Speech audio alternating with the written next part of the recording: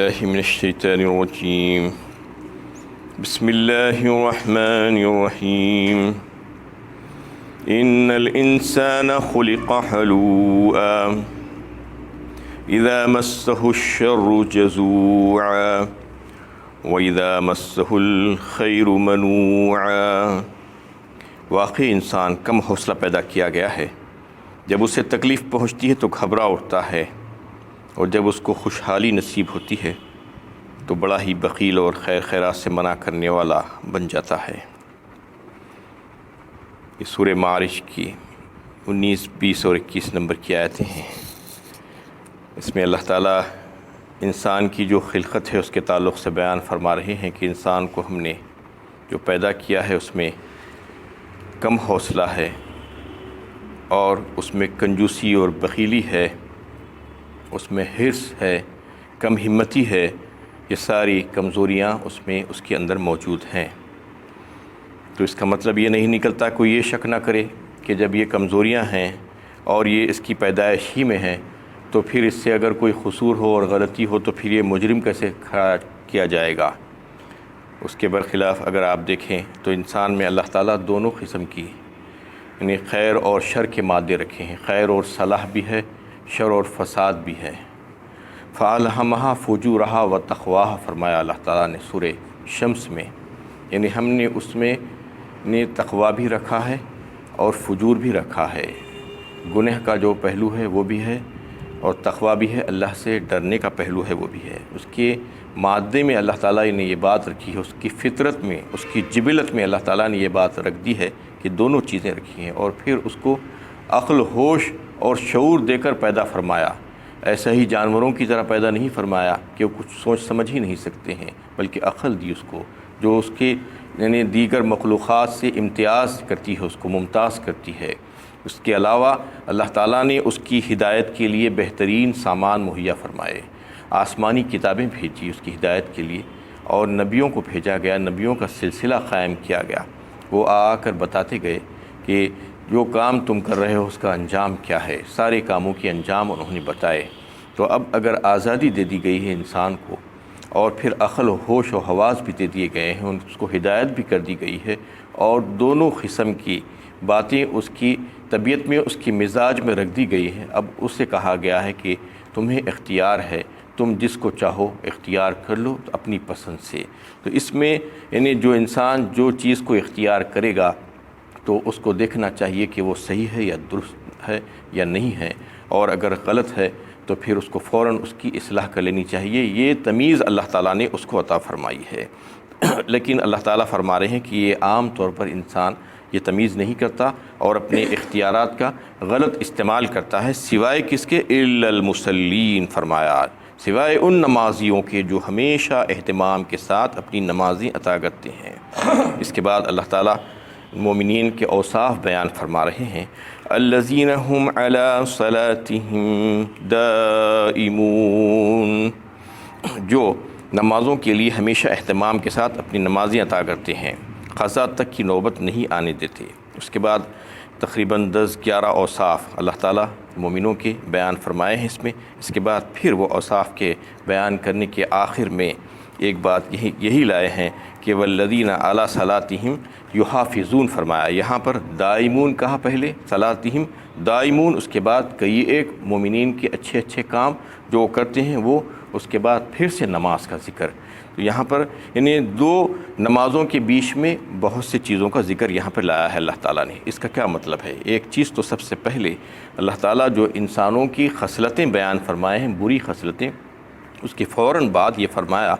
کہ یہ جو مصلین ہیں، جو نمازیاں ہیں، وہ نمازی میں یہ بری خصلتیں نہیں ہوتی ہیں، وہ اپنی بری خصلتوں کو دبا کر اچھی خصلتوں کو اختیار کرتے ہیں اور اپنا کردار اچھا بناتے ہیں۔ یہاں پر نمازی کا ذکر فرمایا، نمازی سے مراد مومنین ہیں، یعنی جو مومن ہے وہ نمازی ہے، اس کا مطلب یہی ہے۔ یعنی مومن کی پہچان کس سے ہوگی؟ نمازوں سے ہوگی۔ کوئی اگر یہ کہتا ہے کہ میں مومن ہوں تو پھر اس کو نماز پڑھنا چاہیے، اس کی یعنی سب سے پہلی اور سب سے بڑی پہچان اور علامت نماز ہوگی۔ کوئی اگر نمازی ہے تو اس کا مطلب یہ ہے کہ وہ جو ہے مومن ہے اور وہ مومن کہلانے کا مستحق ہے۔ اور اگر کوئی شخص نماز پڑھ رہا ہے تو اس کا مطلب کیا ہے؟ اس کا مطلب یہ ہے کہ وہ ایمان رکھتا ہے اللہ پر اور اس کے رسول پر اور اس کی کتابوں پر اور آخرت پر، یوم آخرت پر ایمان رکھتا ہے، اور پھر اسی کے مطابق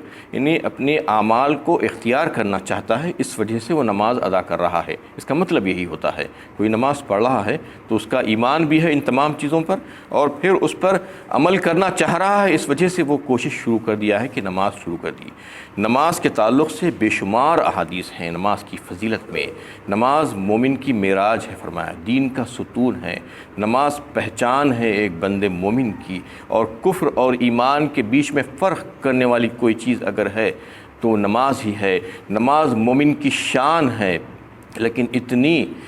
باتیں بتانے کے باوجود قرآن میں بار بار نماز کا تذکرہ، احادیث میں متواتر احادیث آپ کو ملیں گی نمازوں کے تعلق سے، نمازوں کی فضیلت کے تعلق سے۔ اس کے باوجود کیا المیہ ہے اور کیا بدقسمتی ہے کہ آج جو لوگ مسلم اور مومن کہلوانے کے خواہشمند ہوتے ہیں وہ لوگ مسجدوں سے دور ہو گئے ہیں، نمازوں سے دور ہو گئے ہیں۔ مسجدوں کو انہوں نے ویران کر دیا ہے اور آستانوں کو آباد کر دیا ہے۔ جہاں پر جانا تھا وہاں پر نہیں جا رہے ہیں، جہاں پر نہیں جانا ہے وہاں پر جا کر اس کو آباد کر دیے ہیں اور اپنے من مانی زندگی گزار رہے ہیں۔ آج اگر آپ اندازہ کریں تو بڑے اہتمام کے ساتھ، پابندی کے ساتھ نمازیں پڑھنے والے مسلمان کتنے ہیں؟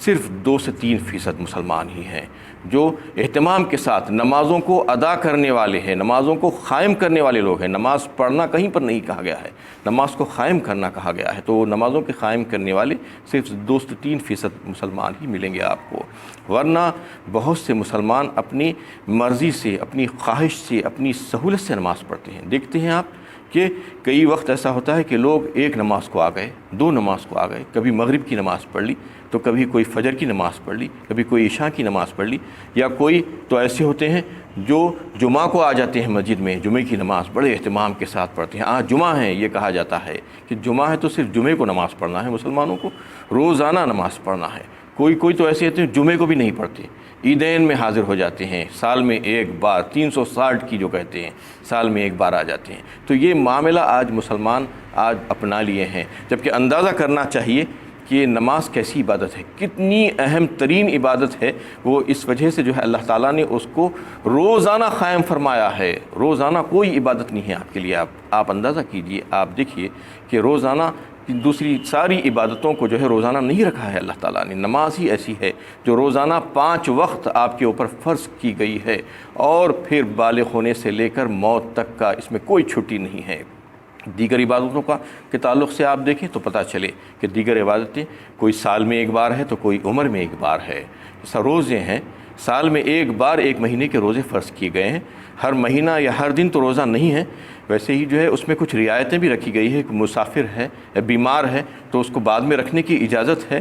اور ویسے ہی زکوٰۃ کا معاملہ ہے، صاحب استطاعت ہے، صاحب نصاب ہے تو اس کے اوپر زکوٰۃ فرض ہے، وہ بھی سال میں ایک بار ہے، یعنی ہر مہینہ نہیں ہے، روزانہ نہیں ہے اس کے اوپر۔ حج ہے، حج صاحب استطاعت ہے تو اس کے اوپر فرض ہے، وہ بھی زندگی میں ایک بار۔ تو ایسے دیگر ساری عبادتیں روزانہ نہیں ہیں، روزانہ نماز ہی کو رکھا ہے اللہ تعالیٰ نے، وہ بھی 5 بار۔ یہ جو ہے اللہ اور بندے کے بیچ میں جو ہے یہ کمیونیکیشن ڈیولپ ہوتا ہے۔ اللہ تعالیٰ یہ چاہتے ہیں کہ میرا بندہ مجھ سے جڑ کر رہے، اس وجہ سے اللہ تعالیٰ نے نمازوں کو قائم فرمانے کے لیے کہا ہے کہ روزانہ تم میرے پاس حاضر ہونا اور مجھ سے بات چیت کرنا، میرے حضور آ جانا۔ تو یہ نمازوں کے تعلق سے بے پرواہی آج مسلمان برت رہے ہیں، جبکہ کئی ایک روایتوں میں یہ بات بھی سامنے آتی ہے کہ نماز کی جو اہمیت ہے اس کے مطابق حشر میں یہ ہوگا کہ نماز کے متعلق سب سے پہلے سوال ہوگا، اور جس کی نماز اچھی اور درست اور صحیح نکلے گی اس کا آگے کا معاملہ بہت آسان ہو جائے گا، آگے کے معاملہ اس کے لیے مشکل نہیں ہوگا۔ آپ دیکھتے ہیں کہ منافقین عہد نبوی میں جو ہے منافقین بھی نماز پڑھتے تھے۔ آپ کو معلوم ہونا چاہیے کہ وہ لوگ بھی نماز کو آتے تھے، یعنی ان کے تعلق سے کہا گیا کہ وہ عشاء اور فجر کی نماز ان کے اوپر بھاری تھی، 3 نمازیں تو کم از کم وہ پڑھتے تھے اپنے آپ کو مسلمان ظاہر کرنے کے لیے۔ لیکن آج مسلمان جو اپنے آپ کو بڑے فخر سے مسلمان کہتا ہے وہ صرف ووٹر لسٹ کا مسلمان ہے، اللہ کی فہرست میں مسلمان نہیں ہے وہ، کیونکہ وہ نماز کو ہی نہیں آتا تو دیگر کام کیا کرے گا۔ تو آج جو ہے منافقوں کا معاملہ بھی نہیں کرنا چاہتا مسلمان، اپنے آپ کا محاسبہ کرے، دیکھے کہ وہ لوگ تو کم از کم 3 نمازیں پڑھتے تھے، میں کہاں پر کھڑا ہوا ہوں، یہ اندازہ بھی کرنا نہیں چاہتے۔ اور جو ہے یہ آیتوں میں اللہ تعالیٰ نے جو نماز کے متعلق جو اہمیت بتائی ہے اس سے آپ اندازہ کر سکتے ہیں کہ سب سے پہلے نماز کا تذکرہ، اس کے بعد 8-10 مومنین کے اوصاف، اس کے بعد پھر نماز کا تذکرہ وہ اوصاف کے ختم ہونے کے بعد۔ اس کا مطلب یہ ہے کہ یہ سارے عمل جو مومن کرے گا وہ نمازوں کے درمیان ہونا چاہیے، اس کی نماز، اس کے بعد عمل، پھر نماز، پھر عمل، پھر نماز، ایسا ہونا چاہیے۔ نمازوں کو چھوڑ کر اگر کوئی یہ سارے عمل، بہت اچھے عمل ہیں جو آپ ابھی سنیں گے اس کے تعلق سے کہ کیا کیا عمل مومن کرتا ہے، تو سارے عمل اگر کر بھی لے گا وہ، لیکن نمازوں کو نہیں پڑھے گا، نمازوں کے درمیان اگر نہیں رکھے گا، تو پھر اللہ تعالیٰ کے پاس اس کی کوئی قدر و قیمت نہیں ہوگی، اس کی کوئی اہمیت نہیں ہوگی، اور اس سے کوئی فائدہ اس کو حاصل نہیں ہوگا۔ یہی وجہ تھی کہ حضرت عمر رضی اللہ تعالیٰ عنہ اپنے دور خلافت میں جو ایک فرمان جاری کیے تھے اپنے سارے گورنرز کے نام، یہ کہا تھا کہ تمہارے نزدیک ہو سکتا ہے کہ تمہاری حکومت کے کام کاج بہت زیادہ اہم ہو، یا عوام کے متعلق جو ضرورتیں ہیں اس کو مہیا کرنا، فراہم کرنا، وہ بھی بہت زیادہ ضروری ہو، لیکن میرے نزدیک سب سے زیادہ اہم کام نمازوں کا قائم کرنا ہے۔ یہ فرمان لکھ کر بھیجا تھا آپ نے، اور فرما دیا تھا کہ تم لوگوں کو چاہیے کہ سب سے پہلے لوگوں کو نمازی بناؤ، لوگوں کو نماز قائم کرنے والا بناؤ، کیونکہ وہ اگر نماز کو قائم کریں گے تو پھر اس کے بعد کے سارے کام ان کے لیے آسان ہو جائیں گے، اور پھر ان کے سارے کاموں پر اعتماد کیا جا سکے گا اور بھروسہ کیا جا سکے گا، ورنہ وہ اللہ کی نافرمانی کر کے جو بھی کام کریں گے وہ کام سارے غارت ہونے والے ہیں۔ اس لیے نمازوں کا قائم کرنا انتہا سے زیادہ ضروری ہے۔ اور دیکھا جاتا ہے کہ بعض وقت بڑے زبردست مشغلے ہوتے ہیں اور بڑے زبردست جو ہے بات چیت چلتی ہے، اور مسلمانوں کے کاس پر بات چیت ہوتے رہتی ہے کہ مسلمانوں کے مسائل ہیں اس پر غور و فکر ہو رہا ہے اور بات چیت ہو رہی ہے، لیکن نمازوں کا وقت آ گیا ہے، پکارا جا رہا ہے، ندا لگائی جا رہی ہے، حیا علی الصلاح، حیا علی الفلاح، آؤ صلاح کی طرف، آؤ فلاح کی طرف، تو وہ لوگوں کو فکر نہیں ہوتی۔ بہت سے عام طور پر ایسا ہوتا ہے کہ اسی میں بیٹھے ہیں، مشغول ہیں، مسلمانوں کے مسائل پر گفتگو ہو رہی ہے، ان کا مسئلے کیسے حل کیا جائے، جبکہ ان کا مسئلہ نمازوں میں ہے۔ سب سے پہلے نماز کو آنا ہے، اس کے بعد اللہ سے دعا مانگنا ہے، اللہ سے معافی مانگنا ہے، توبہ کرنا ہے، اور اللہ کے سامنے